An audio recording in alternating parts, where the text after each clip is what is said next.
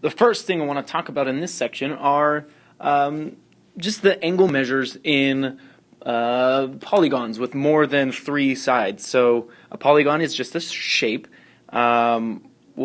used or created by just drawing like straight segments. So I'm just going to draw a couple right now, and then we're going to look at the degree measure for the inside angles. For a quadrilateral, that's a 4-sided polygon, doesn't have to be a perfect square or rectangle, but I want to know what are the measures of all those added together. Now some people might just remember, but if you don't remember, something that you can do is split these up into triangles. So if I just draw a line there or there, I guess I'll do it there. That looks better.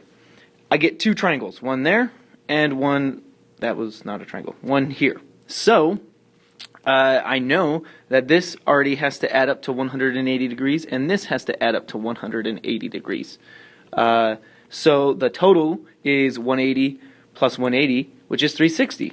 So the total number of internal angles, when you sum them all together, it has to equal 360 for quadrilaterals.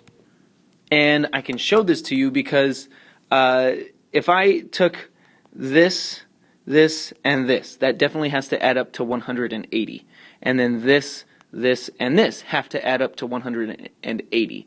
So I'm trying to figure out what is this, plus this, plus this, plus this, plus this, plus this. Remember, this part and this part add up to what B is. So really, I'm just adding all of these up. So if the total here is 180 and the total here is 180, then all the angles have to add up to 360.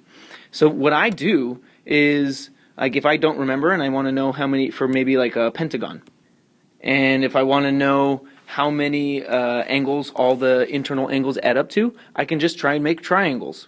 There's a triangle, the rest of it's a quadrilateral, so I can separate it again, and that's 180, 180, 180. So that's just 180 times 3, so that's 540 degrees.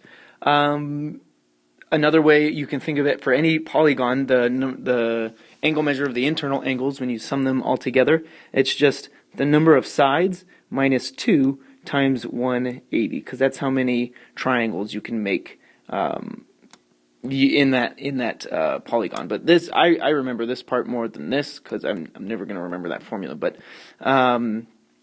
there you go. That's the angle measures for any polygon. So that's the sum of all the internal angles in an n-sided polygon.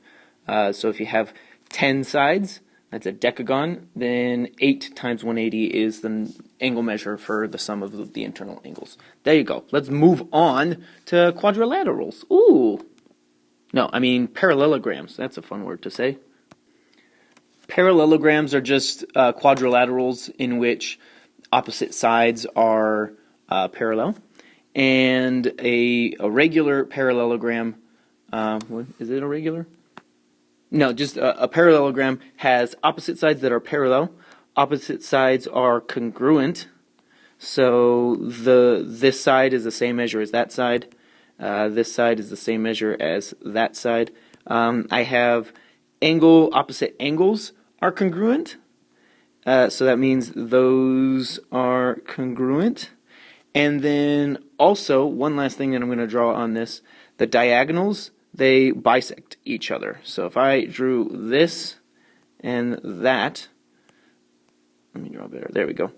This is the same measure as that, and 1, 2, 3, 4 is the same measure as that. It's a lot in one picture. But opposite sides are congruent and parallel. Opposite angles are congruent. And when you draw the diagonals, they cut each other in half. So that's important to know. And there we go. Other parallelograms are rectangles. They have all the same properties. Also rhombuses. Rhombus is another special parallelogram. It just means all of its sides are congruent. So that's what a rhombus is. And for a rectangle, of course, you have right angles all the way around. A square is also a parallelogram. It's a special case of a rectangle. Yeah, there we go. I think I'm going to do the rest in another video. So far, it's pretty easy. Next, we're going to look at trapezoids.